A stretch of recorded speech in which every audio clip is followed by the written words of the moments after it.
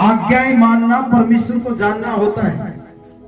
यूहन्ना बोलता है, और जो कोई ये कहता है मैं उसे जान गया हूं और उसकी आज्ञाओं को नहीं मानता तो वो झूठा है, उसमें कोई सच्चाई नहीं। कि उसकी आज्ञाओं के अनुसार चले, यही वही आज्ञा है तुमने जो शुरू से सुनी, और तुम्हें इस पे चलना भी चाहिए। और कितने लोग मानते हैं, कैसे लोग प्रभु में प्रयास करते। भीड़ इकट्ठा होना ये गारंटी नहीं देती है कि वो बचाए हुए होंगे। वचन पे विश्वास करने और आज्ञा मानने वाले लोग बचाए गए। मैंने कहा घर में आप बाइबल पढ़ते तो अपने तरीके से पढ़ते हैं, आपको जो अच्छा लगता है उसको आप स्टोर करते हैं, लेकिन चर्च में प्रभु वो देगा जो जरूरी है। एक इच्छा एक जरूरत, दोनों में फर्क होता है। घर में बाइबल इच्छा से पढ़ी जाती है, लेकिन यहाँ वो होगा जो जरूरी है, जिसकी जरूरत है वो परमेश्वर आपको वचन देगा। आप उसका कितना भय मानते हो, वचन का कितना उसकी आज्ञा मानते हो, वो आपके ऊपर डिपेंड करेगा। अंत के दिनों में ऐसे समय आ जाएंगे, एक सच्चे प्रचार को, सच्ची शिक्षा को सिर्फ वही लोग सुनने वाले रह जाएंगे जिनका सही उद्धार हुआ है, जिनका सच्चाई में उद्धार हुआ है, वही सुनेंगे। विश्राम उसके वचन, उसकी संगति में मिलता है, आत्मा को उसमें मिलता है, और उसकी खुशी जब होती है जब आप भले काम करते हैं, उसकी प्रसन्नता जब होती है उसके बच्चे उसके वचन को सुनकर मानते हैं, तब आपका जीवन प्यासा नहीं रहेगा किसी चीज का। क्योंकि परमेश्वर सोते का मतलब होता है आप सोचेंगे और पहले ही प्रभु आपके लिए तैयार कर देगा। आपके सोचने से पहले परमेश्वर आपको दे देगा। हालेलुया।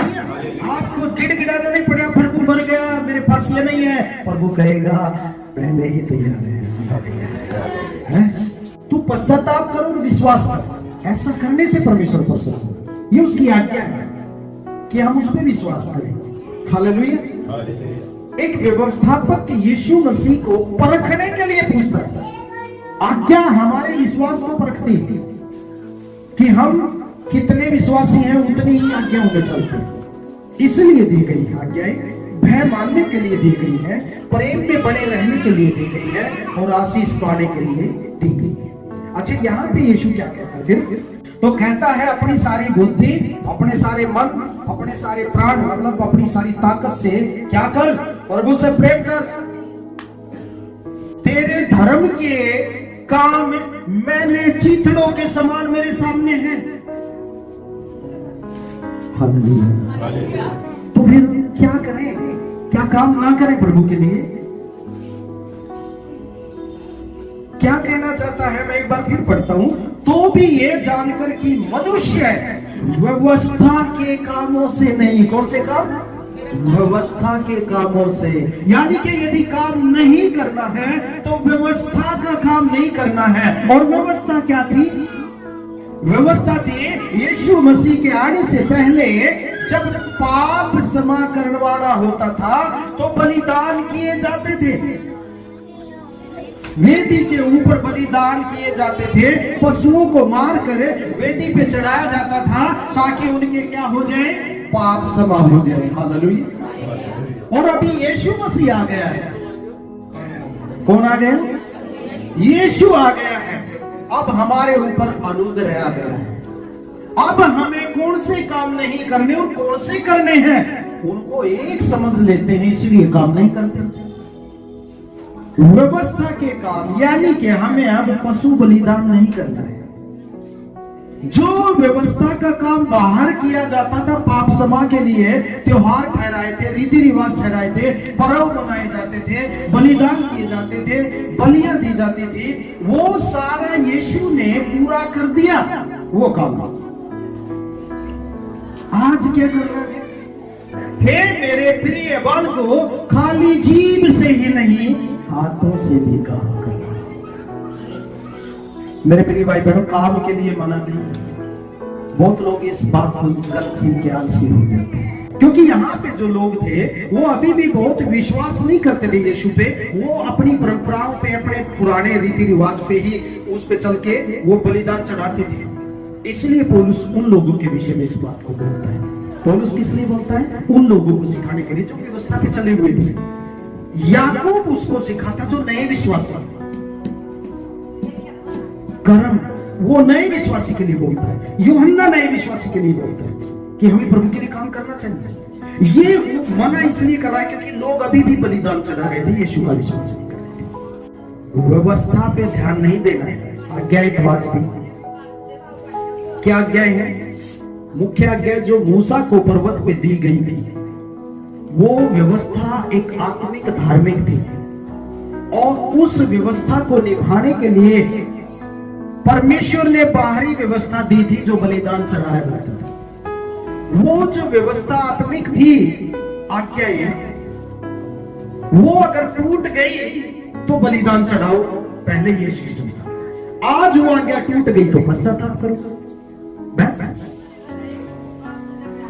पश्चाताप करो।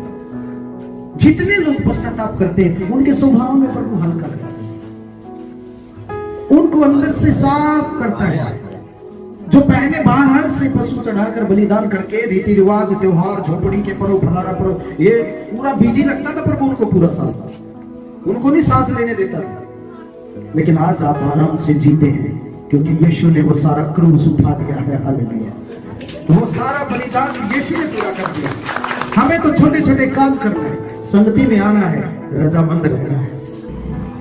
परमेश्वर ने आज्ञा दी इसलिए है हमारी परीक्षा हो सके। किस बात की परीक्षा? कि हम कितना भय मानते हैं उसका, कितना उससे प्रेम करते हैं। यीशु मसीह जब इस धरती पर आया, उसने पिता की आज्ञाओं को माना। वो कहता है कि मैं पिता में और पिता मुझ में, मैं पिता से प्रेम करता हूं और पिता मुझसे प्रेम करता है। और कहता तुम भी मुझसे प्रेम करते हो तो मेरी आज्ञाओं को मानोगे। हम आज्ञाएं क्यों? ताकि एक दूसरे का प्रेम बना रहे। जहां पे प्रेम खत्म होता है, जहां पे डर खत्म हो जाता है, सबसे पहले वहां आज्ञा मानने का बाधा तोड़ा जाता है। इसलिए प्रभु कहता है आज्ञा इसलिए दी गई है कि तुम मानोगे, तुम्हारे अंदर डर आएगा, और डर रहेगा, मेरे प्रेम में बने रहोगे और पाप नहीं करोगे। पौलुस इसलिए बात समझा रहा है ना, नहीं व्यवस्था के कामों से नहीं, अब आप यीशु की ओर देखो। और यीशु कहता मेरे प्रेम में बने हो तो मेरी आज्ञा को मानोगे। वो भी यही कहता है जो परमेश्वर यहाँ पे कहता है। कितने लोग आज व्यवस्था का नाम लेकर और आज्ञाओं को टाल मटोल करते रहते हैं। आपकी सारी परिस्थितियों को जानता, वो कोई पत्थर जैसा नहीं है कि इसके कान बंद है, वो कोई आंखें हैं देखता नहीं है, ऐसा नहीं है। जिंदा खुदा है क्योंकि उसने मुझे जीवन दिया है। हालेलुया।